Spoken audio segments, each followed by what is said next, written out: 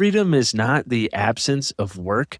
Freedom is the ability to choose your work and choose to do what you love. It's possible to build a life where your practice of medicine is because you want to, not because you're suffocating under the golden stethoscope or the financial pressure to practice. Welcome to the Physicians and Properties Podcast, the show where we teach you how investing in real estate can give you the freedom to practice medicine and live life how you want. Doctor! Doctor! Doctor! Doctor! Doctor! Now, here's your host, Dr. Alex Schlow. This year, I left the Air Force, raised over $2 million for senior living projects, lost $40,000 on a development deal that taught me a lesson I'll never forget, and spent 2 months traveling with my family. Here's what I learned and how you can use it to buy back your time as a physician. Welcome back to another episode of the Physicians and Properties Podcast. Today's episode is a year in review, but this isn't going to be the fluffy kind. This is going to be educational, hopefully exciting, and most importantly, encouraging, especially if you're a physician who feels like you're doing everything right, but you're still wondering if freedom is actually possible. Because this year was the year that freedom became real for me. The single biggest thing that happened in 2025 was this. I separated from the United States Air Force after 7 years as a family medicine physician. It was an absolute honor to serve our country, and I'm truly grateful for that chapter, but I'm also grateful, deeply grateful, that through this journey towards financial freedom, I now get to practice medicine and live life the way that I want to. And that is what Physicians and Properties has always been about. And I'm grateful that I've been able to live that out. So freedom. Let's talk about what it actually looks like this year since June. Right now, I'm practicing direct primary care 2 days a week with a few PRN shifts sprinkled in here and there. Not because I have to, but because I want to, and because I genuinely love family medicine and direct primary care. I think that direct primary care is an incredible model, and I believe it is a huge part of the future of medicine in America. I'll save that soapbox for another episode, but here's my short version. Until we put primary care back at the center of healthcare, until we value prevention and relationships, I don't think that we can fix America's healthcare system. We can't even start fixing it.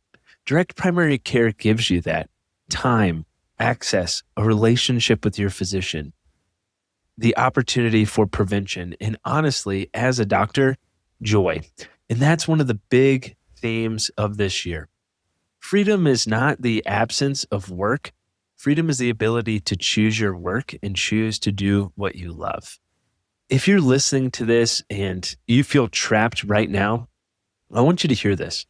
It's possible to build a life where your practice of medicine is because you want to, not because you're suffocating under the golden stethoscope or the financial pressure to practice. After separating from the Air Force, I was able to take some terminal leave, and I still had some paternity leave saved from when Owen was born. And we did something that still feels unreal and was such an incredible experience. We spent a month camping in the camper in the Grand Tetons, Yellowstone, Glacier National Park. It was absolutely incredible.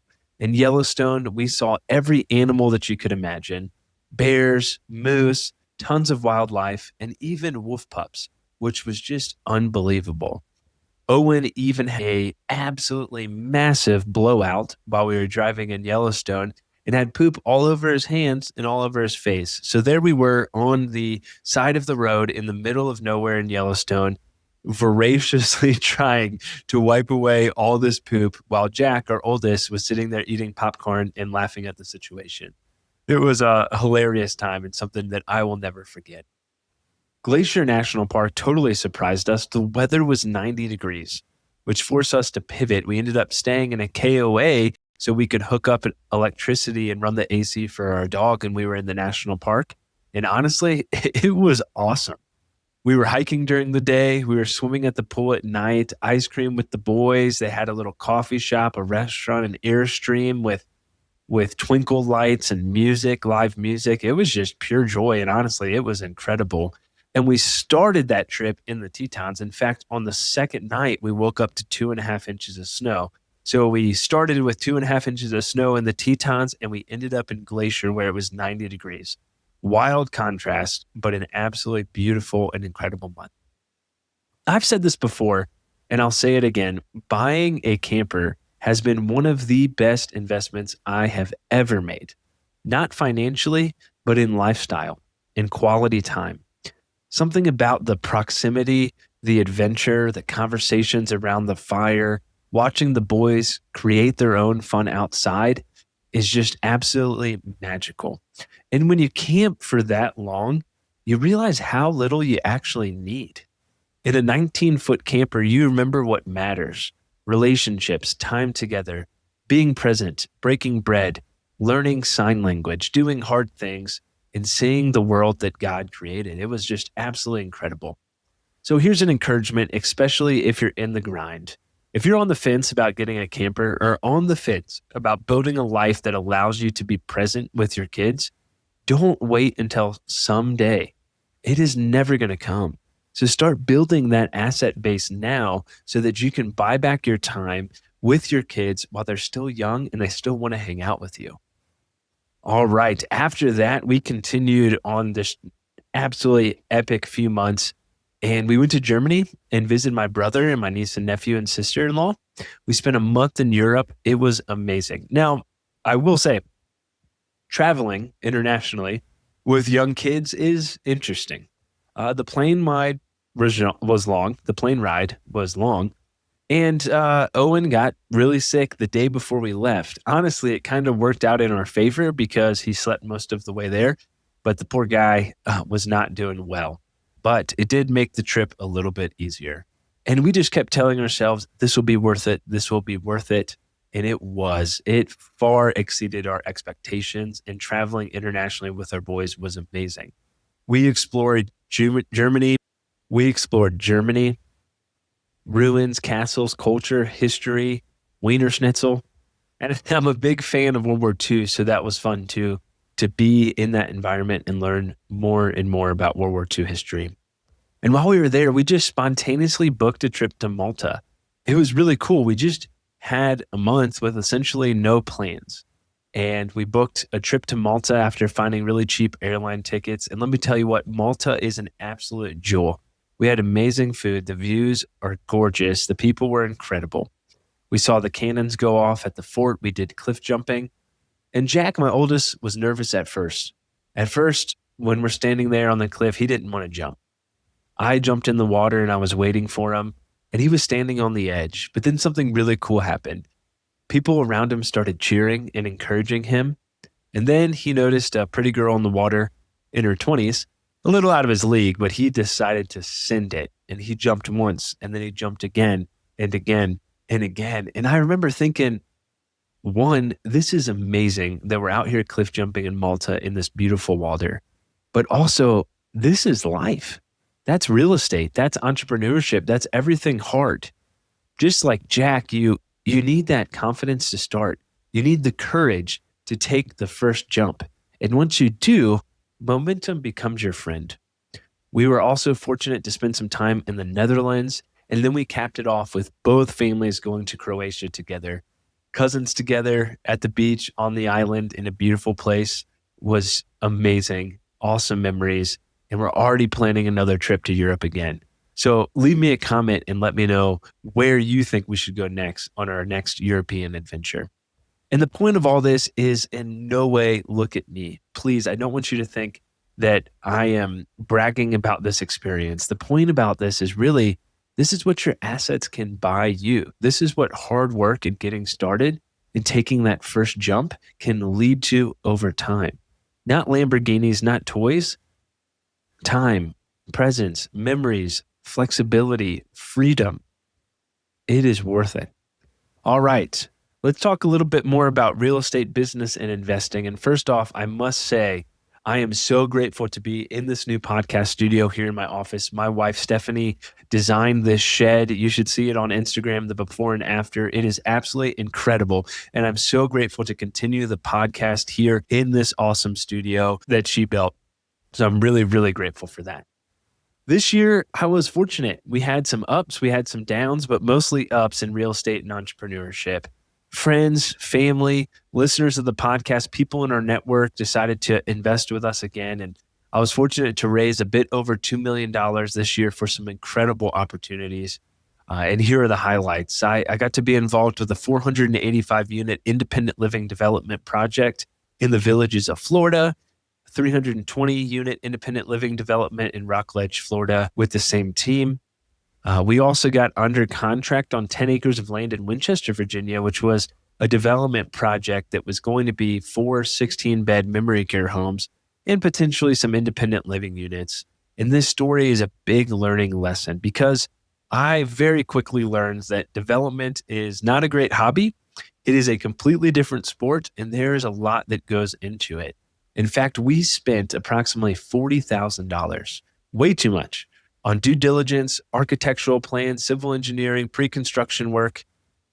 And I had no idea how intense pre-construction is. Horizontal construction, utilities, grading, civil engineering, entitlements, that's where you can get absolutely wrecked if you don't de-risk early. And that's something we learned.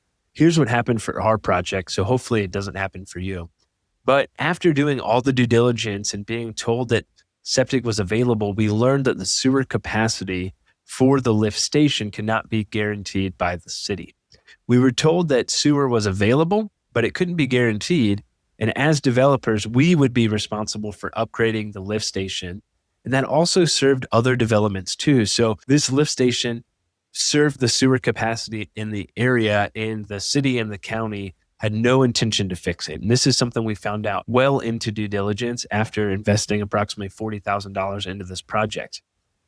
They said, hey, whoever is the one who tops out the sewer capacity, that is who's responsible. And so there were multiple other developers working in this area, one of them being a very large home developer.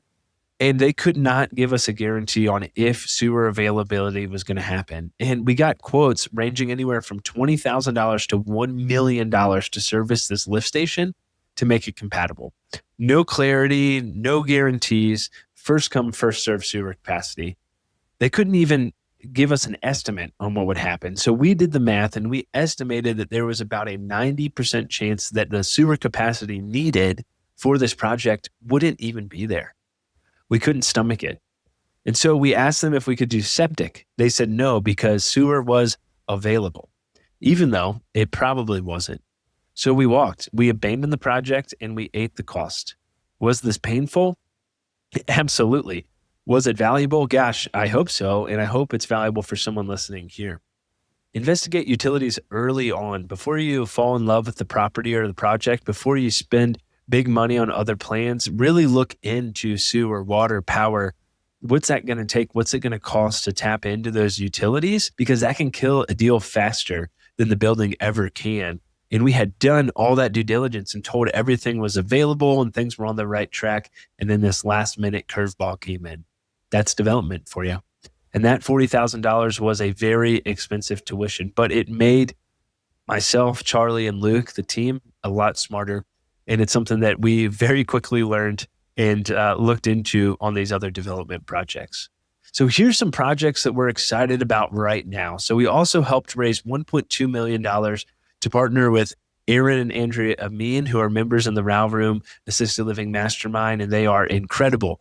They are building 2 16-bed memory care mansions in Tomball, Texas in phase 1, and then another 2 homes in phase 2, which is going to be incredible. And at the time of this recording on December 29th, we are all set to close on the land tomorrow. We are so excited about this project. And some of you who are listening to this podcast trusted us and invested in this project. So thank you so much for your trust. We're also working on a project outside of Springfield, Missouri. This is around 8 acres in terms of the land parcel. And this is going to be really cool. We're building a full senior neighborhood model from 55 plus independent living all the way through memory care and end of life. Phase 1 is going to be two 16-bed memory care homes, so 32 beds total. Phase 2 is going to be another 2 homes plus a clubhouse. And phase 3 is going to be independent living townhomes. This is going to be really, really cool. Also, I invested as a limited partner in a boutique wellness hotel resort development in Florida called Bahia. And I'm really excited for that to break ground in 2026. And we're also under an LOI on a 60-bed assisted living facility in New Orleans, Louisiana, working through diligence, negotiating a workable purchase and sale agreement with a great operator, partner, and the seller. And strategically, this matters. I love assisted living. I love senior living. And we're still doing residential assisted living, the 6 to 16 beds, but we're also pursuing some larger homes and larger facilities in that 30 to 60 bed range. There's a really fantastic value add sweet spot in that range, especially if you have the right operator, because the operations are what really matter. That care that you can provide to the seniors is what really matters. The Row Room Assisted Living Mastermind has grown significantly this year. We are around 115 members, and it has been an absolute joy being part of and building this community. I mean, watching people take action, buy deals, partner together, build, renovate, lease to operators, create real impact has been incredible. I feel like at this point, every week, we're just seeing win after win after win in the community. There's been hard stuff too, but that is where being in a community of like-minded individuals really can make a huge difference. And we have members who are doing this in multiple ways. They're doing new development. They're converting single-family homes. They're buying stabilized, already operating assisted living homes and making them better. They're leasing to operators on a commercial lease. And for folks that are listening, the lease to operator model can really be a solid approach. That's how we got started with 5 lease to operator homes. And they can generate anywhere from $3,000 to $5,000 per month in cash flow, depending on the deal and the market. And this is pretty passive. You purchase the real estate, you lease that out to an operator on a commercial lease, and they run all the day-to-day care. In fact, we're building out a lease to operator academy within the Row Room Assisted Living Mastermind. We're improving the Row Room calculator. We're bringing in more expert speakers, continuing with weekly pods, member presentations, the whole thing. Oh, and we also had our first live event, which I heard was incredible. I got a few hours in and then got norovirus, spent the night in the bathroom in Phoenix, and missed the rest of the conference and the event. So I'll be back for the next one, I hope. But here's the deeper point. This community is not just about money. It is about impact. It is about providing high quality assisted living care to seniors who need it most. And the cool thing is there are so many grandmas and grandpas whose lives are going to be changed because operators and investors are building these high quality options for care. And it is so exciting to be part of the journey. Over Black Friday, I had an awesome opportunity with my buddy Brian Lubin. He hosts the Action Academy podcast. Last year, he invited me to go to Whistler for his 30th birthday. This year, he invited me to go to Cabo for his 31st birthday, and it was amazing. He was incredibly generous. He rented out these beachside villas up on a cliff in Cabo for us and about 30 of his friends. And we just had an amazing time. We learned together. We celebrated. We went on a yacht. We played golf at one of the prettiest courses in the world. And it reminded me of something that I want you to take into 2026. Get in the right room. Get around people doing things that you can't even imagine as possible, because that's going to stretch your vision. And when your vision stretches, your actions change. And when your actions change, your life changes. I would not be anywhere near in the position that I am right now if it was not for these communities, if it was not for the masterminds that I'm a part of, in the rooms that I've been so fortunate to get into. I'm so incredibly grateful for that. And I encourage you to think about what room you can get in 2026 that will help you grow and stretch and develop just beyond your wildest dreams. So let me boil this entire year down into a few lessons, especially if you're a physician on the path to freedom. Freedom, I think, really is a calendar. It's not really a number. It's not a specific net worth number. So don't just chase your net worth, or don't just chase your potential cash flow. Define your ideal week, then build assets that buy that week back. So you have your time back. So you have the freedom to practice medicine and live life how you want to. Also learn that development can destroy you if you don't de-risk early. Utilities, entitlement, sewer, water, power. Investigate all these things immediately before you really spend the real money. And the first jump is going to be the hardest. That first offer, that first deal analysis, that first conversation with an investor, that first LOI. Do it scared because momentum is going to show up after. The success is going to continue to compound after. And you're going to be so surprised when you look back in 3, 5, 7 years and see all that you have accomplished because today you decided to take action and get started.